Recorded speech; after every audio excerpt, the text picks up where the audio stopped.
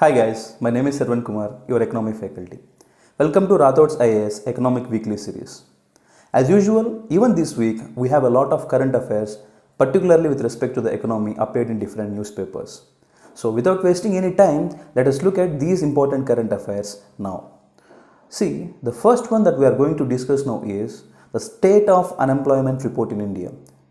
Recently, the data from the Center for Monitoring Indian Economy (CMIE) shows that the India's labor force participation rate has fallen to just 40% from already low of 47% in 2016. What does it say? In 2016, the labor force participation rate is 47% and it was dropped to 40% right now. Now, before we analyze this data, first of all, you should always see very thorough with the basics. Now, first of all, what is the meaning of this labor force participation rate? Without understanding the definition of it, you cannot understand what is this 40% and 47%. Now, not only that, so you need to also understand the difference between labor force participation rate, the unemployment rate, employment rate, workers population ratio in such a way. All these important terms are very much, need to be understood before you understand this data. Let us discuss these important terms one by one. So the first one, before you understand about this labor force participation rate, first of all, you need to understand what is a labor force. What is the meaning of labor force? So in order to understand the labor force, let me give an example. See, here we have the three category of persons. See, imagine he is a person. Now he is the first category of person. He is engaged in any economic activity. Now we call him as a worker. For example, this person is engaged in any economic activity, then we say he is working, and this worker is called employed. Next, we have the second category of person, right? See, imagine this is the second guy and he is not at all working. He is currently not working. And if somebody provides him the work, he is ready to do the work. Now we call such kind of a person as unemployed. Right? We call them as unemployed. Now we have the third category of persons in an economy. The third category of persons is, these guys, they don't work. They are not working currently. And even if somebody provides them the work, they are not ready to do that. Not willing to work, even if somebody provides them the work. Now we call this third category of persons as not in labor force. So in such a way, we have the three category of persons. We usually see these three categories of persons in an economy. So the first category of person is a person engaged in economic activity. If a person is engaged in economic activity, we say this person is employed. Now there is a second category of person. He is not working but ready to do the work. We call such kind of a persons as unemployed. Now the third category of persons, they are not working. If somebody provides them the work, they are not willing to do the work. We call them as not in labor force. Now try to understand the meaning of labor force here. Now the category of persons, the first and second category of persons only comes under the definition of the labor force. These two category of persons comes under the definition of the labor force, that too between the age group of 16 to 64 years. Getting my point? Which means the labor force include both employed and unemployed. That too between the age group of 16 to 64 years comes under the definition of labor force.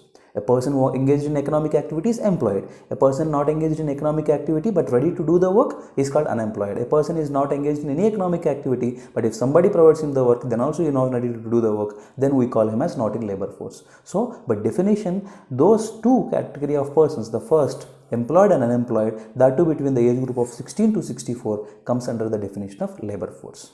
I hope you understood the meaning of labor force right now. Both employed, unemployed, that too between the age group of 16 to 64 comes under the definition of labor force. Right? Next, after knowing what is the meaning of labor force, now try to understand what is the meaning of labor force participation rate.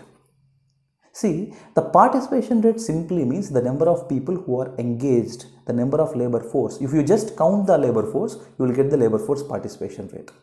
So don't worry, I will give an example so that you can understand the things very clearly.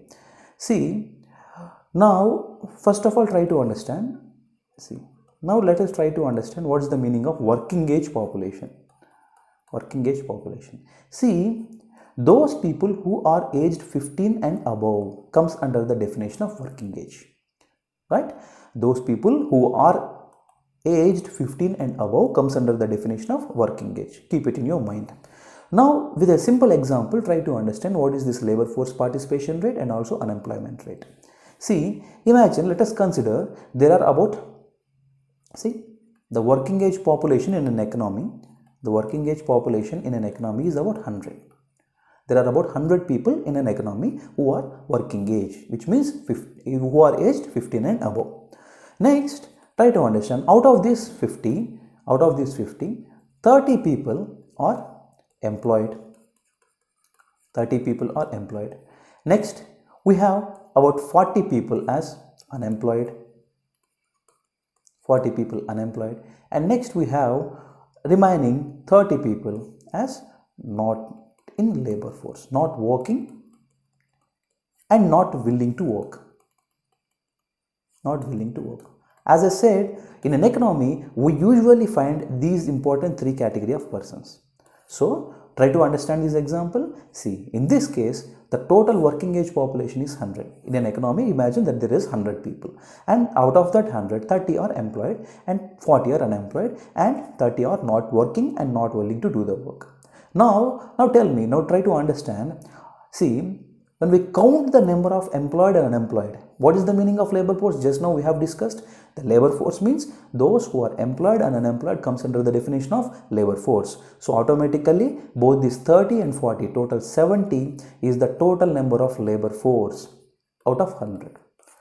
So now we say 70% is the labor force participation rate in an economy. So understand, labor force participation rate means the total number of employed and unemployed out of the total working age population in an economy. The total working age population in an economy is 100 and the employed is 30, unemployed is 40, total 70. So out of 100, 70 is nothing but 70%. So the labor force participation rate is 70% in that economy. I hope it is very clear for you. Now try to understand, this is the meaning of labor force participation rate. Now, what is unemployment rate? You should not confuse that. See, in this example, the unemployed people is 40. You might confuse that. See, out of 100, the 40 is 40%. So, unemployment rate is 40%. No, it's not going to happen in such a way. See, what is the total labor force here? 70. The labor force, I said just now, what is the definition of labor force? Labor force is nothing but the total number of employed and unemployed in an economy is nothing but the labor force. The total number of employed and unemployed is labor force. So the labor force in an economy is 70. Now, out of these 70, how many number of people are unemployed? 40. So what is the percentage of 40 out of 70? See, out of 70, 50% is 35 and about 53 to 55% approximately is the unemployment rate. So try to observe carefully here. Labor force participation rate means total number of labor force, that is employed and unemployed, out of the total working age population. The labor force participation rate means both the total number of employed and unemployed out of the working age population is called labor force participation rate. Next, unemployment rate means the total number of unemployed as a percentage of labor force. 70 is the labor force. What is the 40% of 70? It is the unemployment rate. Now, what total number of working age population is 100. What is 70 out of 100%? 70%. This is labor force participation rate. Right? I hope it is very clear for you. Now next, it is very similar like employment rate also. See, the total number of employed people, 30 out of the total labor force. See, what is the percentage of 30? What is the percentage of 30 out of 70? It is the employment rate. What is the percentage of 40 out of 70? It is unemployment rate. What is 70 out of 100? It is labor force participation rate. Things are clear? Right. This is about the unemployment rate and labor force participation rate, and this is the basic definition you need to keep in your mind. Just guys, whenever we are having these kind of classes, just try to have a notebook and try to note it down. These are very much important for your prelims as well as mains. So this is the meaning of employed, unemployed, not in labor force participation rate, and also this unemployment rate and employment rate. Now, as I said, as we promised in the Rathods IAS, we are not only going to understand the current affairs, but we are also going to understand the basics also, right? So, as we promised, we just understood all these basic important terms. Now, let us look at the rest of the important terms. Here we have the worker population ratio. To put it simply for you, the total number of employed out of the total population is nothing but worker population ratio. Have a notebook and try to note it down, all these things. Pause the video, and if somebody is confused, so please pause the video and try to look at the video right from the beginning and just try to note it down in your notebooks. Next, we have these important terms. See, understanding about the rest of these four important terms are also very much important. See, when we find out a term, when we find out something in the newspapers, it is also important for us to read out, to understand all the related important terms at the same time. See, now let us try to understand this rest of the important terms as I mentioned in this class. So the first one is this Lorenz curve. See, what is the meaning of it? Understand, we often hear in the news that about 10% of the people, 10% of the population in a country holds about 90% of the wealth. 90% of the wealth. Now, the rest of the 90% of the people holds just 10% of the wealth. So, in such a way, this Lorenz curve is going to give us, the relation between the percentage of the population and the wealth they hold. Now, in an equal society, try to understand, guys. Try to understand, in an equal society, what happens in an equal society? Say, for example, this is population and this is wealth. This is population and this is wealth. In an equal society, for example, 10% of the people might hold 10% of the wealth. 20% of the population might hold 20%, 50% might hold 50%. In such a way, the line would be straight. We call this line as line of equality. The line of equality. In an equal society, 10% of the people will hold 10% of the wealth. 20% will hold 20%. In such a way, the income is distributed properly. The wealth is distributed properly among the people. We call this as a line of equality. But this is not the case in any country. It is not only true in the developed countries. It is not true in any country. You take the example of any country, finding out this line of equality is very much difficult. Now, this Lorenz curve is going to show the gap. This Lorenz curve is showing the gap, between the line of equality and how much variation is there in an economy between the wealth held by a people, right, and the percentage of the people. See, the Lorenz curve, to put it simply for you, imagine 20% of the people, 10%, 20% of the people is holding about 30% of the wealth. Next 50% is holding this much of wealth. In such a way, the curve is bent.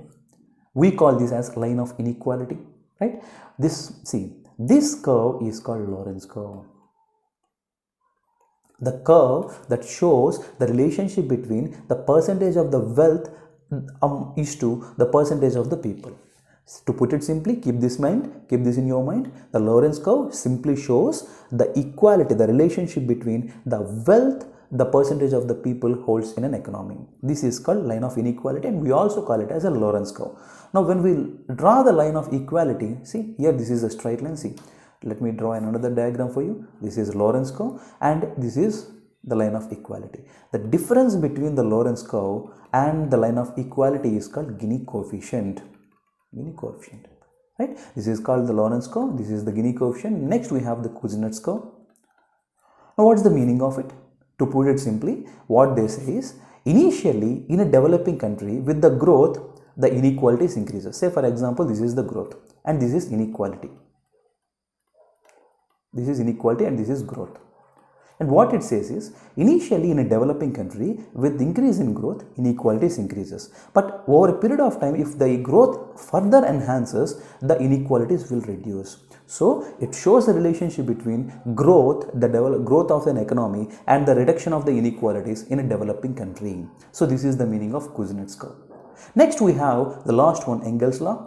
To put it simply for you, try to understand. Engel's law shows the relationship between the expenditure made by a person and an individual on the food out of his total income. What it says is, see, when a person's income is increased, the percentage of the income that he spends on the food items will decrease. Say for example, imagine a person is receiving a salary of an amount of 1000 rupees, and out of this 1000 rupees, he is spending an amount of 500 rupees on food.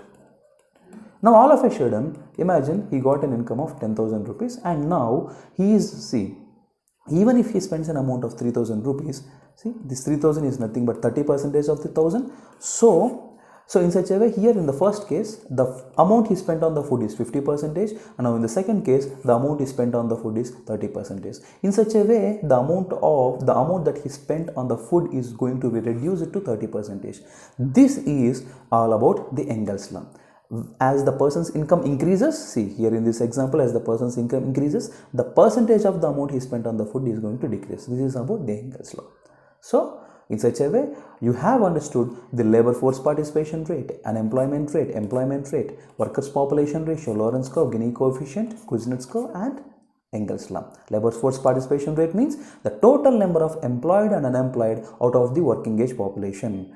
The unemployment rate means the total number of unemployed as a percentage of labor force out of the labor force. Employment rate means the total number of employed out of the labor force. These two are out of labor force. This one is out of as a percentage of the working age population.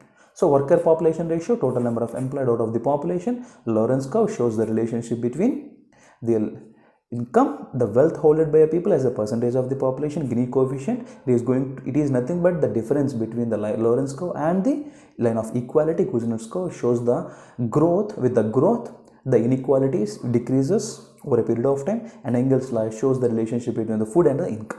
So this is all about some important terms which you need to keep in your mind, and now you can appreciate this current affair of the Center for Monitoring Indian Economy, which says that this labor force participation rate has decreased from 47% in 2016 to 40% right now.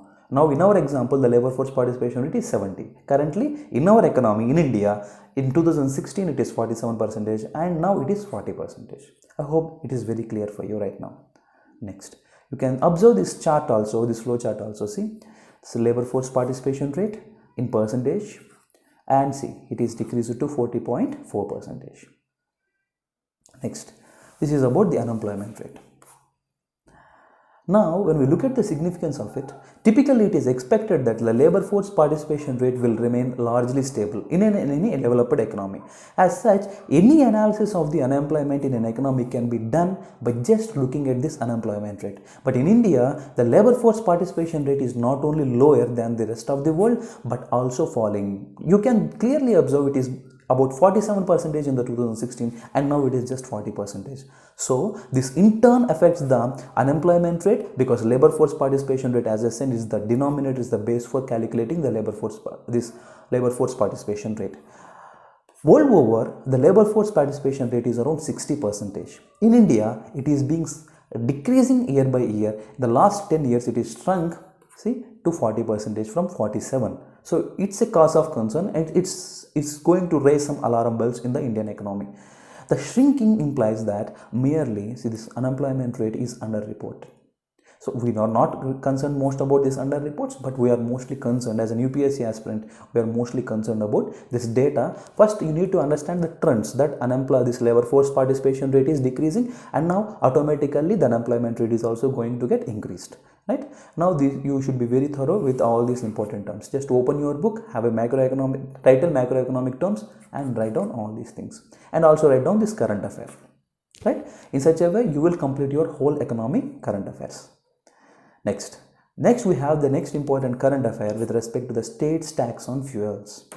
See, if you observe after the COVID-19 pandemic, when you look at the news channels have shown you that many of the state governments in the country started opening these alcohol shops, and next the petrol, and we usually see in a layman language the petrol pumps, the gas stations. So in such a way, now try to understand, out of the total revenue earned by the states, see, now when we look at the revenue earned by the states, understand the revenue earned by the state is usually divided into revenue receipts as well as capital receipts. We have discussed about these things very much in detail in your economic classes.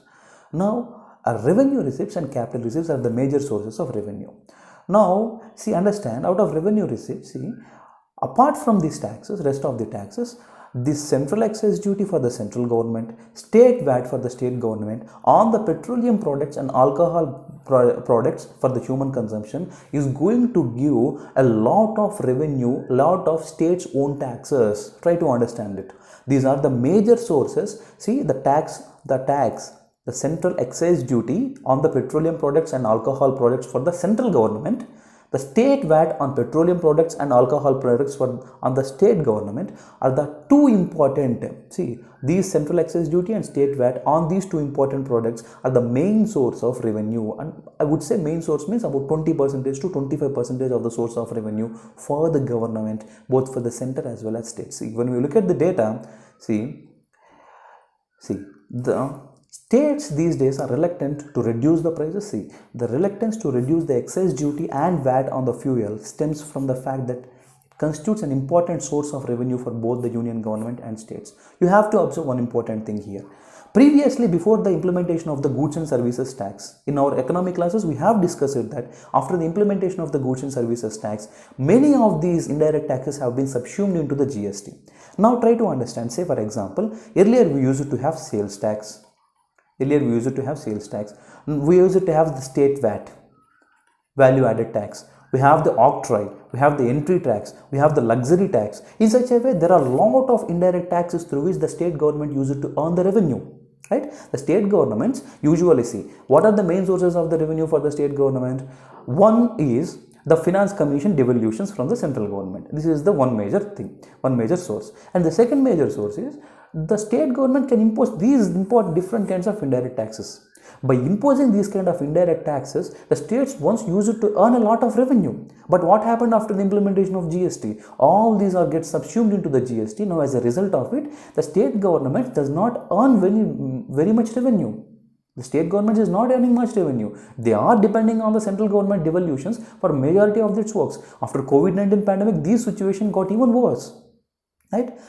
Due to series of the lockdowns, state government's state GST is not collected well, and also the central government's central GST is not collected well. You need to understand one important point here.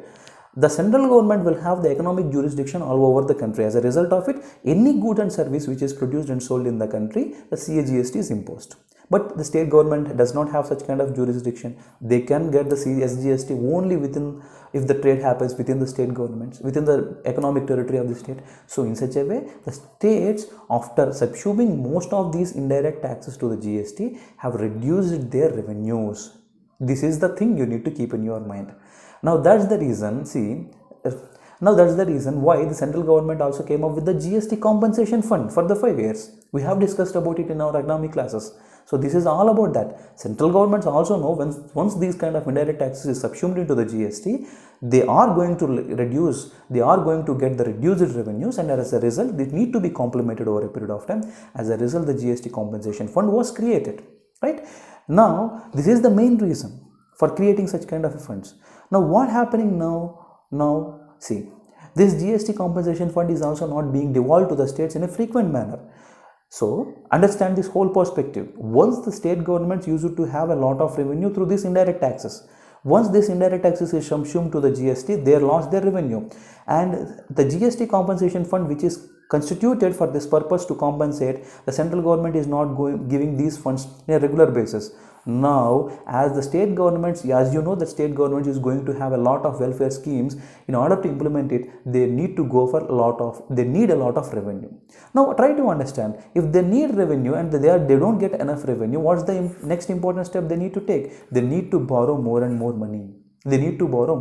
And you know, as per the constitution, the state cannot go for the external borrowings, then they need to go for internal borrowings. And if they want to go for more and more internal borrowings, definitely they are going to violate the FRBM Act, Fiscal Responsibilities and Budget Management Act. There are a lot of constraints in such a way for the state governments to earn the revenue, but Constitution itself have given a lot of responsibilities like welfare, public order and police order for the states, for which they need revenue. Now, in order to source that revenue, the only options these days available for the state governments is to have a lot of taxes, to impose a lot of taxes on the petroleum products and alcohol based products. So that's the reason, even after COVID-19 pandemic, you have observed in your news, just after the COVID-19 pandemic, many of the state governments first opened the alcohol based shops, and the petroleum products have completely continuously opened even during the COVID-19 pandemic, right? Try to understand it. Now, see, when we look at the data, excise duty on the fuel makes up about 18.4% of the central gross tax revenue, and petrol and alcohol on an average accounts for 25 to 35% of the own tax revenues of the state. This is what I said just right now. See, petroleum and alcohol on an average account for 25 to 35% of the state's own tax revenue. Getting my point? See, when we break down the petrol and diesel prices, see, here you can see the crude oil prices, and then it need to be transported into the country, and then it is an additional charge, and then the refineries, and then these oil marketing corporations, and then comes the central excise duty. One important point you need to remember is, see, often when you heard about the GST, GST is a dual tax, CGST and SGST. Now, in the SGST, we have the amalgamation of different kinds of indirect taxes like state VAT, all these things, octroi, entry tax, luxury tax, in such a way. In CGST, the major component is central government's excise duty. To put it simply for you, once we have the central government's excise duty, now it is nothing but CGST, a major head of CGST, right? Try to understand. However, as I said, these petroleum products and alcohol based products were not brought into the GST purview. Now still we have the prevalence of central excise duty and state VATs. So in such a way, here we have the central excise duty instead of GST. Next we have the dealers commission, and next we have the state VAT. Yes, we don't have SGST because these petroleum products are not. So both these central excise duty and state VAT are going to be very high, and the state governments cannot compromise on it, because just now I have given you the reason. The state government need the funds, and once they have these indirect taxes, they use it to earn the revenue, but after the implementation of the GST, there is no much revenue, and now the source for them is the state government's VAT on petroleum and alcohol products. See, now this is about this state decoding the petroleum prices in India. Now, when we look at this excise duty as a basics, excise duty is a tax imposed on the production of goods and services. Try to understand. Excise duty is a tax imposed on production of goods and services. GST is a tax imposed on supply of goods and services. Try to remember this point in your mind. Now, it is just in a way it is opposite to the customs duty. Try to understand. For the goods imposed, for the goods produced in the domestic economy within the country, we impose the excise duty. For the production of goods and services within the country, we impose excise duty. Right? It is very clear. For the production of goods and services which happen in the foreign country coming into India, we just impose the customs duty. I hope it is very clear. So, the excise duty is a duty imposed on production of goods and services. The GST is a tax imposed on supply of goods and services. Right? Here you can see the GST is levied on supply of goods and services. Excise duty was levied on manufacturing of goods and services. Right? Now, when we look at the current taxation mechanism on the fuels, currently the taxes on petroleum products are levied by both the central government and state. The central government is levying the central government's excise duty. The states are levying the state government's state VAT. While the central levies excise duty, the state levies the value-added tax, as I said. For instance, the VAT on petroleum products is as high as 40% in Maharashtra, contributing over 25,000 crores annually. You just look at this data itself.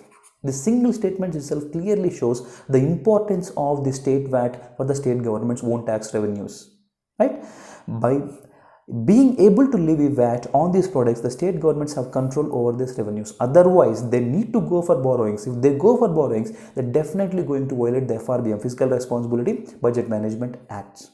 You know that Fiscal Responsibility and Budget Management Act mandates the governments to reduce the revenue deficits to 0%, and they should limit their fiscal deficit up to 3%. Now, as a part of, as the state governments want more and more money to implement the welfare schemes, if they go for more and more borrowings, definitely they are going to breach these limits. They are going to breach this 3% target. So in such a way, they can't breach this FRBM limits. As a result of it, they need more revenue, and In order to get the more revenue, they are imposing more taxes on alcohol and petroleum products. I hope it is very clear. So this is all about the state governments and central governments taxes on the fuels. You need to keep this perspective in your mind, and you also try to remember what's the meaning of this excise duty and also the way in which the taxes is being imposed, and also the reasons why the state governments cannot compromise on levying high amount of taxes on petroleum and alcohol products. So just try to note them down, try to note all these important points which I have said to you right now. Next we have the central enhances subsidy on non-urea fertilizers. Guys, before we discuss about this non-urea fertilizers, let me give a brief perspective with respect to Indian agriculture in the country. Now try to understand, guys. During the decades of 1950 to 1960, try to understand the decades of 1950 to 1960. This decade is called the decade of population explosion in the country. This decade is called decade of population explosion in the country. What is the meaning of population explosion? The population of India is growing rapidly during this decade. Now you can clearly observe many of your forefathers, like your grandfathers, they used to have 7 to 8 siblings, right? Now in such a way, the population is expanding rapidly during this period. Now in order to feed them, we also need to enhance the food grain production in the country. But try to understand, the farmers during that period was practicing the subsistence agriculture. The farmers during that period were practicing the subsistence agriculture. Now, what's the meaning of subsistence agriculture? Subsistence agriculture means whatever the amount of food grains are produced by the farmers, they are just enough to feed the family. Now, imagine a farmer is producing 20 kgs of rice. Now, this 20 kgs of rice is just enough to feed his family of 4 members. Now, if he can produce 50 kgs, right, out of this 50, 20 kgs can be used for feeding his family, and rest of the 30 kgs can be transported to the market. Then he will have some revenue in his hand, that he will have some amount in his hand. With that amount, he can demand goods and services in an economy. But this is not the case of the Indian economy during that period. Many of the farmers are practicing subsistence agriculture. Try to understand, this is the situation. Now, in order to grow the ever-growing population, we need to enhance the food grain production. Now, in order to enhance the food grain production, we have implemented the land reforms.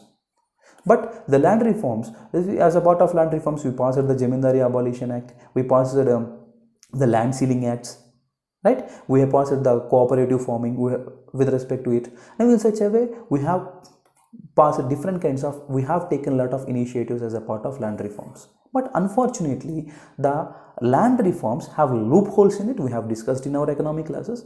Now, as a result of it, this failed in enhancing the production of the food grains to a level that the population is increasing. Now, after that, during the 3 annual plan period, the 3rd annual plan period, during the period of the Indira Gandhi, you know that after the 3rd 5-year plan, we don't have a 4th 5-year plan continuous. After the failure of the 3rd 5-year plan due to the Chinese war and the Pakistan war, we went for the plan holidays, that we have the annual plans. During that period, this Prime Minister, the then Prime Minister, Indira Gandhi given a free hand for MS Swaminathan and implemented the Green Revolution. And as a part of the Green Revolution, we implemented these high yielding variety seeds and all these programs. Now you need to understand, all these are costly in nature. Now, as these are costlier in nature, these new inputs of agriculture is costlier in nature, the farmers need to get this credit. The farmers need credit. In order to purchase that, we need credit. But when we look at these institutions, right, only about 7% of the credit is being given by the financial institutions. The formal credit is about just 7% out of the total credit. Now, as a result of it, we have expanded the regional rural banks, cooperative banks and commercial banks. Currently, the formal institutes provides about 75% of the total credit currently in India, and informal credit is about 25%. Right? Now understand, not only providing the credit to purchase these kind of inputs, it is also important at the same way to subsidize the fertilizers. Because understand, we are practicing subsistence agriculture. We need to move from it. We need to move from it because we need to enhance this food grain production to feed the ever-growing population. As a result, we implemented the Green Revolution.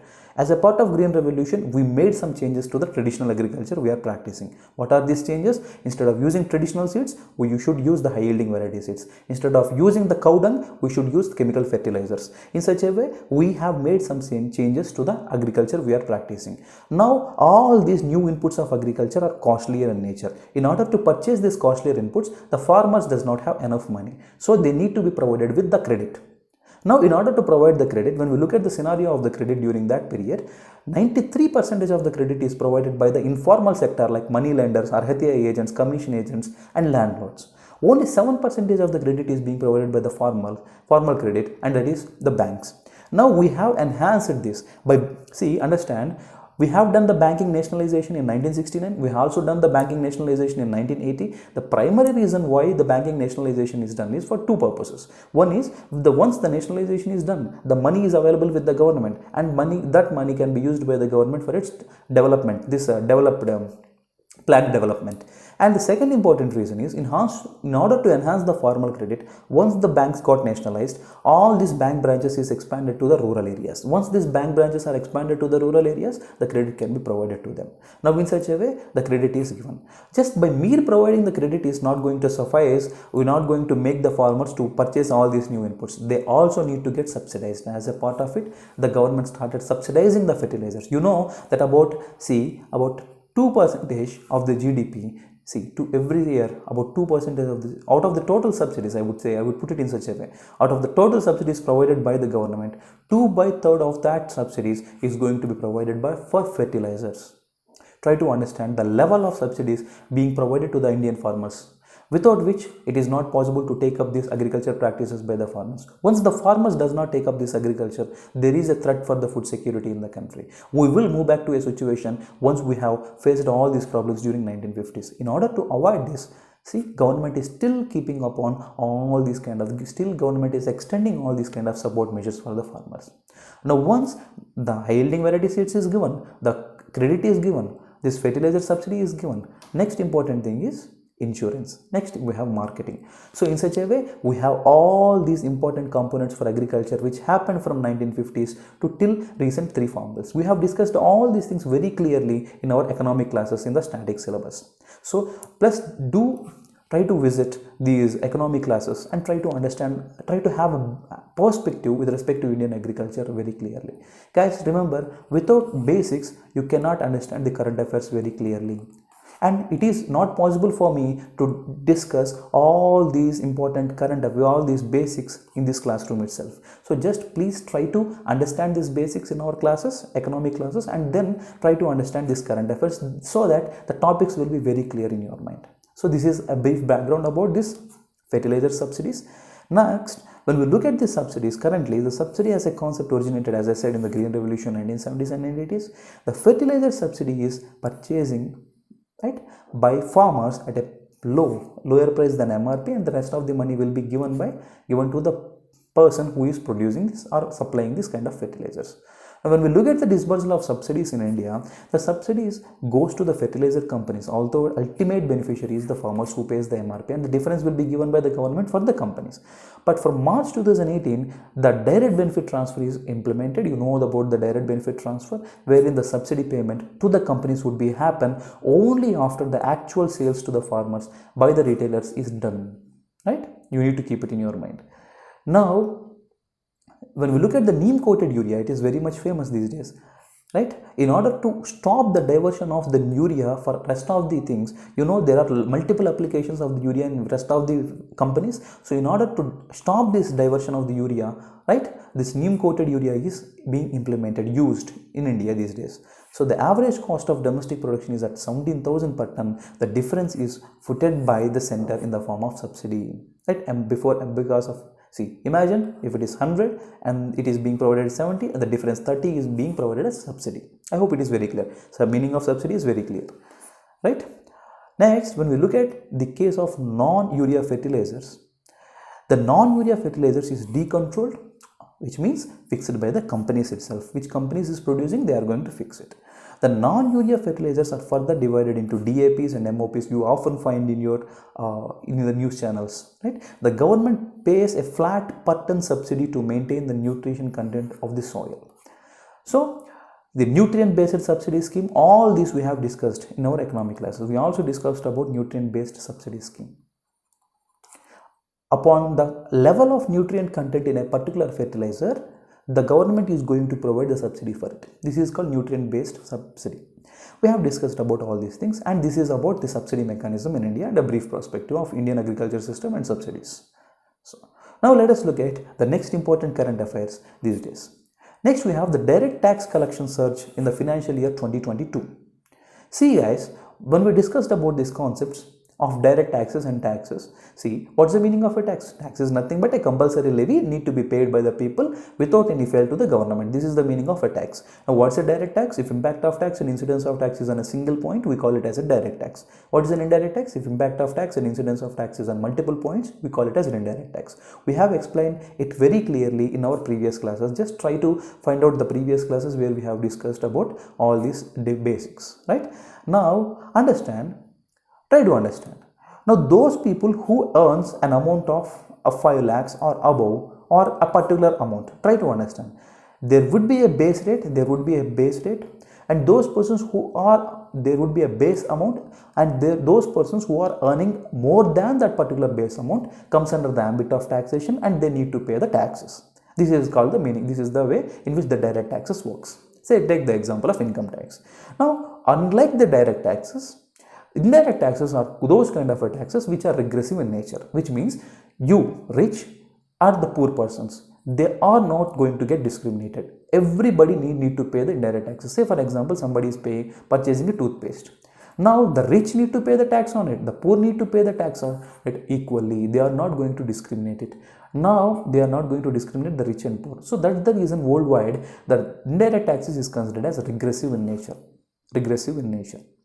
Right? Now, this regressive nature of the indirect taxes is being reduced by implementation of the GST slabs. You know that some goods are taxed at 0%, some are at 5%, some are at 28%. The luxury items are taxed at 28%. In such a way, the regressive nature of indirect taxes has been reduced, made to progressive by the implementation of GST slabs.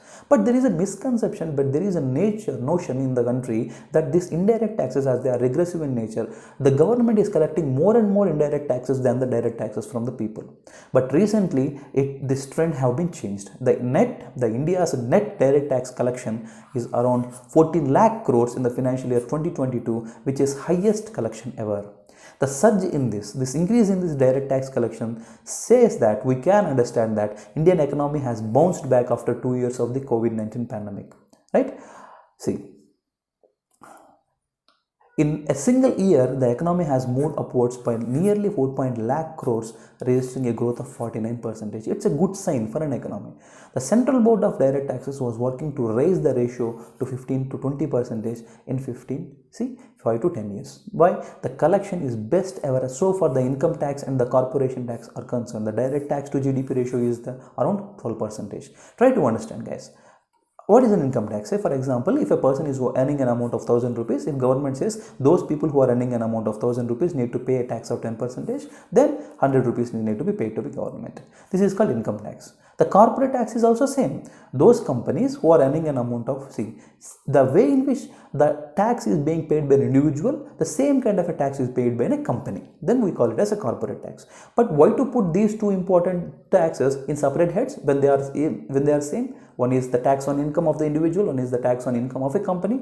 Because the corporate tax is a major head through which the government gets the revenue. In order to show it separately, the corporate tax is mentioned separately. But they are going to work in the same way. One is the tax on individual's income, another is the tax on the company's income.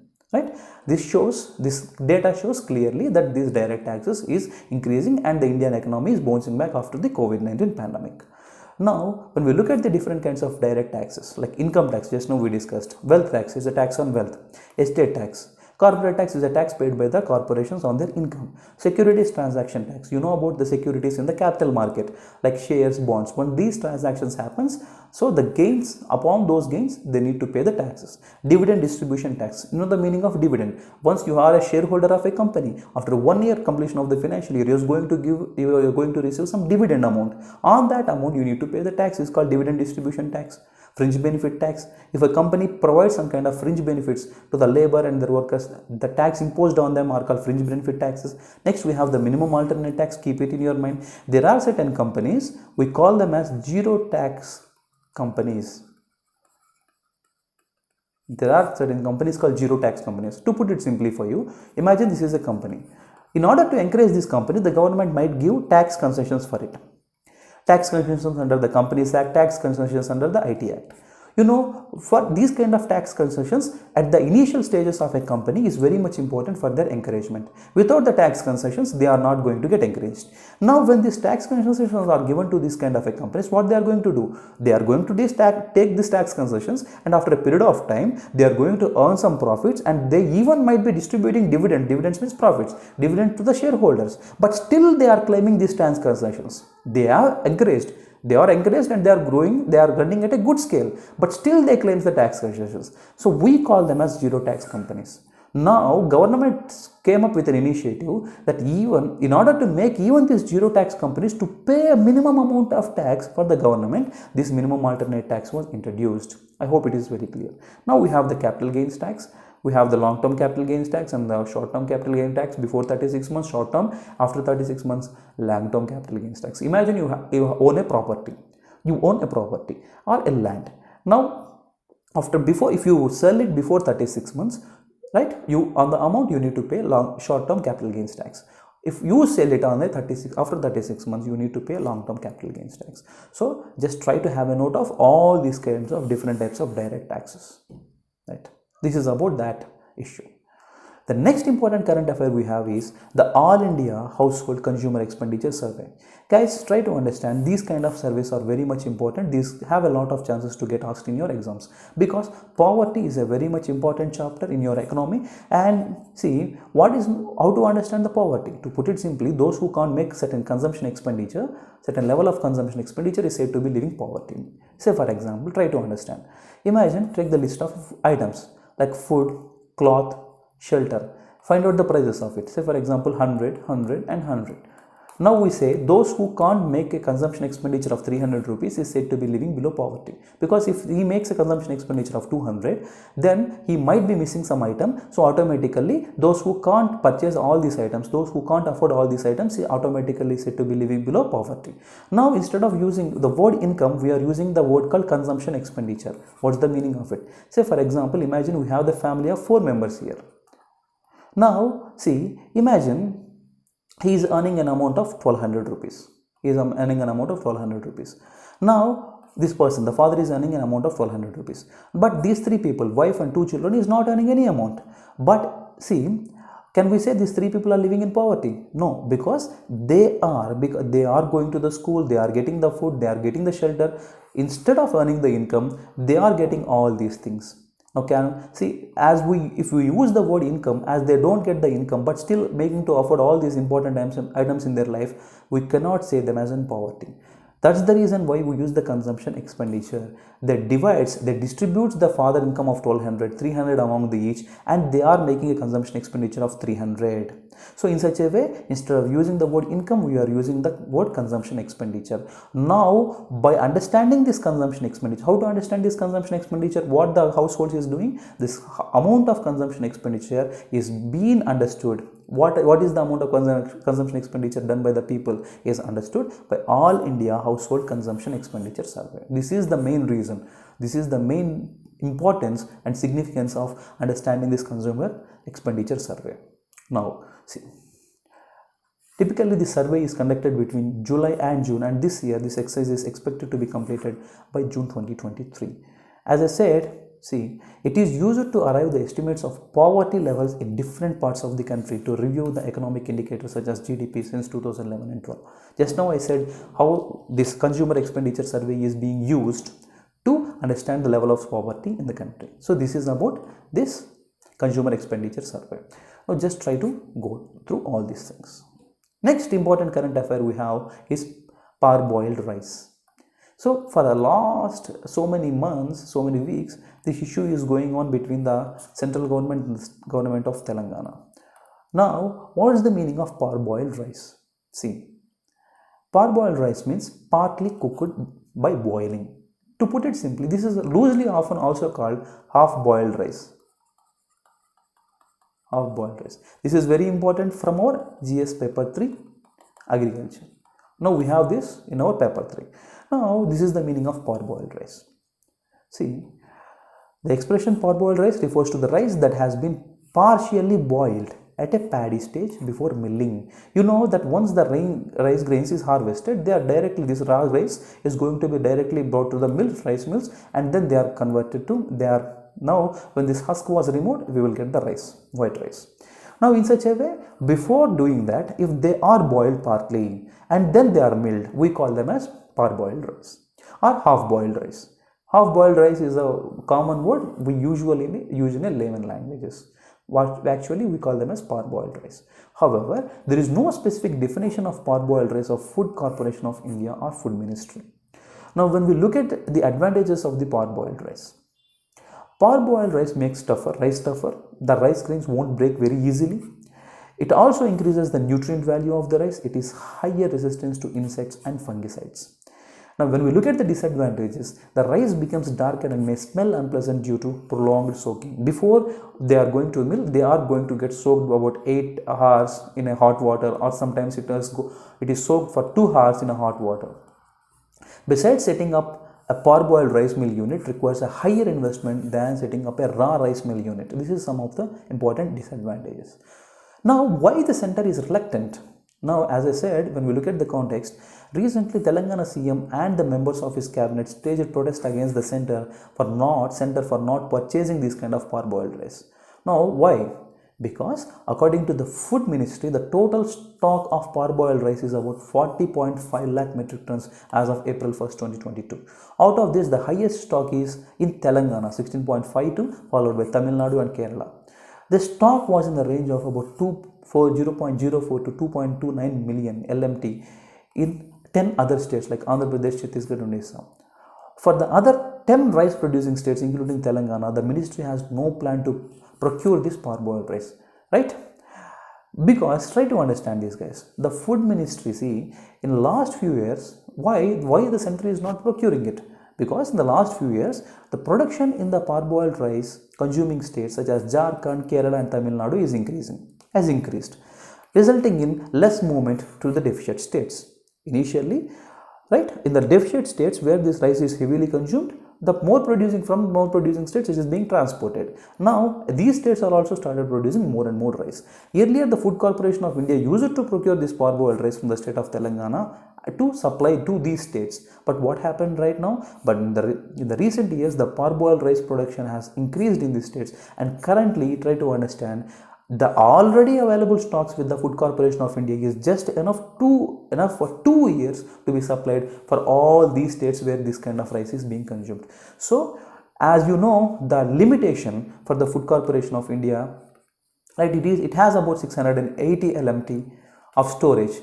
Both the plinth and cover is about 680 to 700. These cannot be stored. Even they are taken away, they cannot be stored. So in such a way, FCA has limitations. And on the other hand, the food subsidy, central government food subsidy is also very high. And these days, the central government food subsidy for the FCA is also being not provided at regular basis. It is being lagged. Somehow the central government is going to provide it, but it is lagged.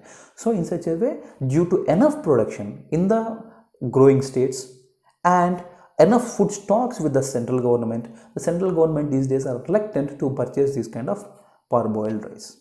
Okay? So you have to keep these words in your mind. These are very much important from your prelims perspective. So in this class, we have discussed about all these current affairs like Consumer Expenditure Survey, which is very much important to understand about the poverty, the direct tax and indirect taxes and surge in the direct taxes and its perspective. And we also discussed about the fertilizers, its background, fertilizer subsidy, and we have discussed about the excise duties and central government's excise duty and state government's VAT on the petroleum products and all these things. and we also discussed about this unemployment rate. All these, if you observe these topics, guys, if you observe these topics are very much important. Say for example, this unemployment rate, right? Unemployment and all these, poverty, right? Taxation, agriculture, all these are the part of your syllabus.